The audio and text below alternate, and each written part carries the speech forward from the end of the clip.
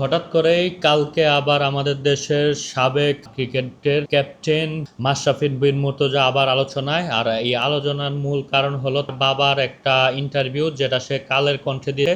আর এই ইন্টারভিউর যে ট্রিগার মোমেন্টটা বা ট্রিগার উক্তিটা তার আব্বা দিয়েছে, সেই উক্তিটা শোনার পরে মনে হলো আসলে মাশরাফি সাকিব এরা তো লম্বা সময় ধরে দেশের মার্কেটিং এর জগতের সাথে যুক্ত। তারা বিভিন্ন বড় বড় কোম্পানির ব্র্যান্ড অ্যাম্বাসেডর হিসেবে কাজ করছে, ফলে তারা বাংলাদেশের নার্ভটা খুব ভালোভাবে বুঝতে পারে। তারা জানে কোন জায়গায় ট্রিগার করলে আসলে বাংলাদেশের মানুষের অন্তরে সকল অতীতের ভুল ত্রুটি মাফ করায় নিয়ে আবার প্রবেশ করা যায়। আর এই উক্তিটা আমার কাছে সেই রকমই মনে হয়েছে। এই উক্তির পরে আমাদের দেশের যে ফ্যাসিস্ট বা গণহত্যাকারী দলের সমর্থকরা আছে, তারা এই মাশরাফিকে নিয়ে আবার আবেগে দোষ দেওয়া শুরু করছে। তো ভালো মানুষ, সে তো ক্রিকেটার, সে তো ফুল টাইম রাজনীতিবিদ ছিল না। তাহলে এখন আমরা যদি তার কর্মকাণ্ডরে মূল্যায়ন করি, আমরা যদি তার অন্যায়কে পরেও আনি, মোরালিটির দিকে দৃষ্টি আকর্ষণ করি, সে তো আসলে দল নির্বিশেষে বাংলাদেশের ইয়ং সমাজের একজন আইডল ছিল এবং সকলের পছন্দের মানুষ ছিল। বাংলাদেশের অধিকাংশ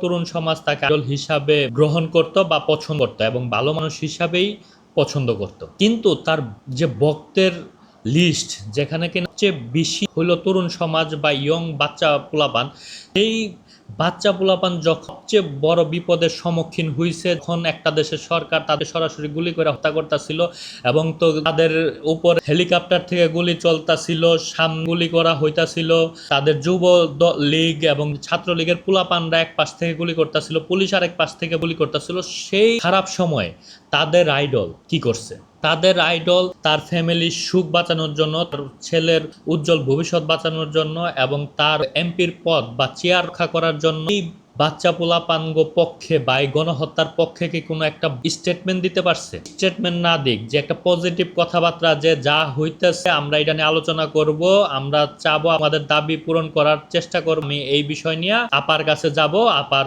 এই বিষয়টা নিয়ে আলোচনা করার চেষ্টা করব, এই স্টেটমেন্টটা কি সে দিছে? সে তার স্বার্থটা দেখছে, তার এমপির পদ দেখছে, তার ভবিষ্যৎ দেখছে, তার বাচ্চা ভবিষ্যৎ দেখছে। আর এই মরালিটিতে আমরা এরকমই বারবার হতাশ হব যখন আমরা একটা আইডল এরকম পেশাদার লোকদেরকে আইডল হিসাবে দেখব এবং ভুল মানুষকে আইডল হিসাবে দেখব।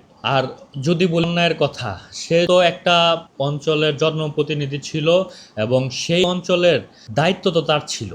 যখন সেই অঞ্চলে আন্দোলন হচ্ছে এবং ওই আন্দোলনকে হ্রাস করার বা প্রশমন করার প্রয়োজন, অবশ্যই এই দায়িত্ব তার উপরে ছিল। যেখানে তামিম কোনো পোস্টে ছিল না, কোনো পদে ছিল না বা কোনো এমপির নমিনেশনে ছিল না, তারও 4 তারিখে যায় হাসিনারে হাজিরা দিতে হয়েছে এবং সেখানে আপনিও বুঝতেছেন, আমিও বুঝতেছি, তা সেখানে সে কি বললে আসতে হইখানে মাশরাফি আর সাকিব যারা কিনা জনপ্রতিনিধি এমপি ছিল, তাদের উপরে কি প্রেশার ছিল না? তাদের উপরে কি দলীয়ভাবে দায়িত্ব ছিল না যে এই আন্দোলন প্রতিহত করো? এই আন্দোলন প্রতিহত করার জন্য তার উপরে এমপি হিসাবে যে দায়িত্ব ছিল, সেই দায়িত্ব থেকে সে কি করছে? সে কি পুলিশে বলছে যে তোমরা ওদের উপরে হামলা করো না, ওরা যেখানে আছে যেমনি আছে ওদের শান্তিপূর্ণ আন্দোলন করতে দাও? নাকি সে তাকে গুলি করার আদেশ দিছে বা তাদেরকে বলছে যে আপা যেভাবে দমন করবার বলতাছে সেভাবে দমন করেন? আর এরকম না যে নড়াইলে আন্দোলন হয় নাই, নড়াইলে পোলাপান গুলা মরে নাই, নড়াইলেও 5 তারিখেও 2টা পোলাপান মারা গেছে আর 30-40 জন তো আহত আছেই।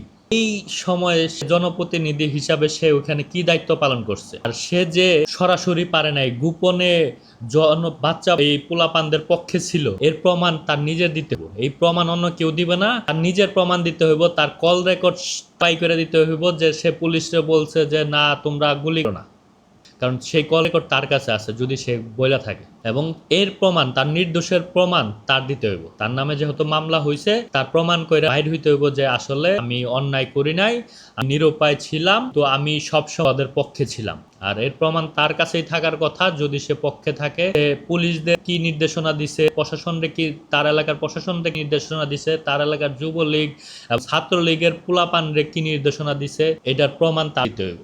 আর সবচেয়ে খারাপ লাগে আমাদের বাংলাদেশের আবেগী মূর্খের কারণে, যারা কিনা একটা পেশাকে দেশপ্রেম হিসাবে মনে করে। আর আমাদের দেশের যে ভিউ লাভার সাংবাদিকরা আছে, তারা এক একজন প্লেয়ারের পেশাদারিত্বকে দেশপ্রেম হিসাবে কাছে দেয় এবং মানুষ তাই খাইয়া ফালাফালি করে।